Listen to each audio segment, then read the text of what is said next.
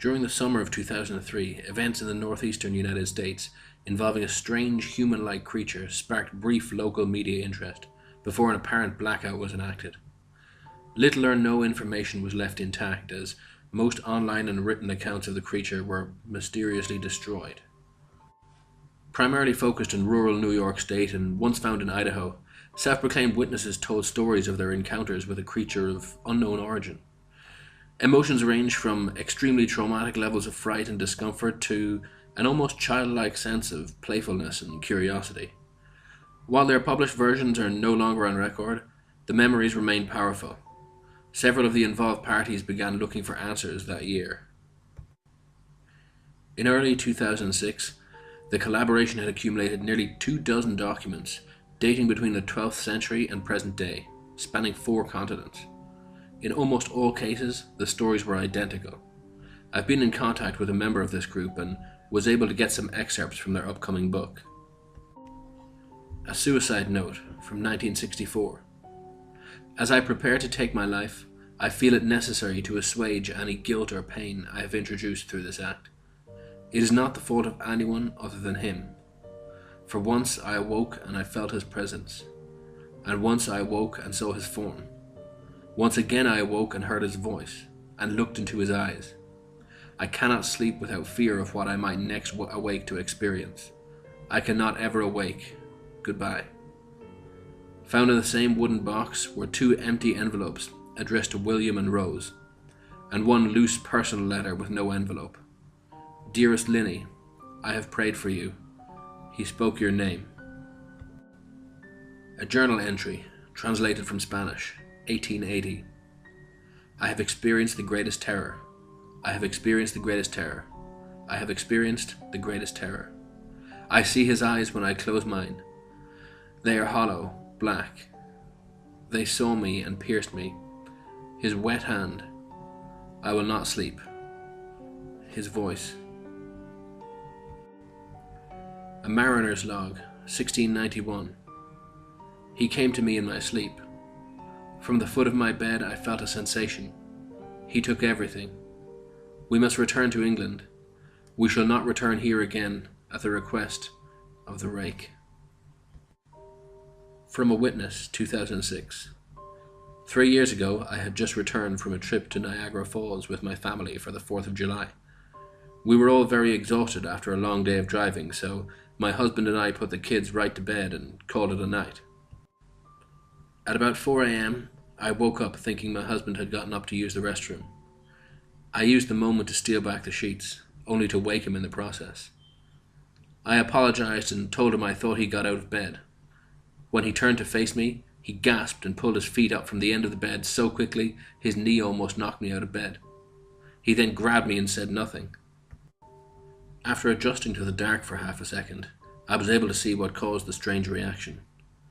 At the foot of the bed, sitting and facing away from us, there was what appeared to be a naked man, or a large, hairless dog of some sort. Its body position was disturbing and unnatural, as if it had been hit by a car or something. For some reason, I was not instantly frightened by it, but more concerned as to its condition. At this point, I was somewhat under the assumption that we were supposed to help him. My husband was peering over his arm and knee, tucked into the fetal position, occasionally glancing at me before returning to the creature. In a flurry of motion, the creature scrambled around the side of the bed and then crawled quickly in a flailing sort of motion, right along the bed until it was less than a foot from my husband's face.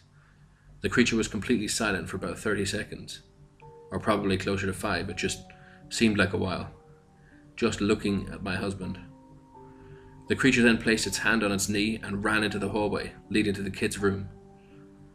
I screamed and ran for the light switch, planning to stop him before he hurt my children. When I got to the hallway, the light from the bedroom was enough to see it crouching and hunched over about 20 feet away. He turned around and looked directly at me, covered in blood. I flipped the switch on the wall and saw my daughter Clara. The creature ran down the stairs while my husband and I ran in to help our daughter. She was very badly injured and spoke only once more in her short life. She said, "He is the Rake." My husband drove his car into a lake that night while rushing our daughter to the hospital.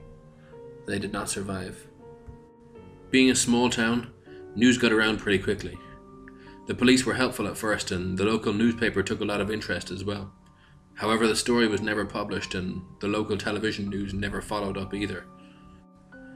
For several months, my son Justin and I stayed in a hotel near my parents' house. After we decided to return home, I began looking for answers myself. I eventually located a man in the next town over who had a similar story. We got in contact and began talking about our experiences. We knew of 2 other people in New York who had seen the creature we now refer to as the Rake. It took the 4 of us about 2 solid years of hunting on the internet and writing letters to come up with a small collection of what we believed to be accounts of the Rake. None of them gave any details, history, or follow-up. One journal had an entry involving the creature in its first 3 pages and never mentioned it again. A ship's log explained nothing of the encounter, saying only that they were told to leave by the Rake. That was the last entry in the log. There were, however, many instances where the creature's visit was one of a series of visits with the same person. Multiple people also mentioned being spoken to, my daughter included. This led us to wonder if the Rake had visited any of us before our last encounter. I set up a digital recorder near my bed and left it running all night, every night for 2 weeks. I would tediously scan through the sounds of me rolling around in my bed each day when I woke up. By the end of the 2nd week, I was quite used to the occasional sound of sleep while blurring through the recording at 8 times the normal speed. This still took almost an hour every day. On the first day of the 3rd week, I thought I heard something different. What I found was a shrill voice. It was the Rake. I can't listen to it long enough to even begin to transcribe it. I haven't let anyone listen to it yet. All I know is that I've heard it before, and I now believe that it spoke when it was sitting in front of my husband. I don't remember hearing anything at the time, but for some reason the voice on the recorder immediately brings me back to that moment. The thoughts that must have gone through my daughter's head make me very upset. I have not seen the Rake since he ruined my life, but I know that he has been in my room while I slept. I know and fear that one night I'll wake up to see him staring at me.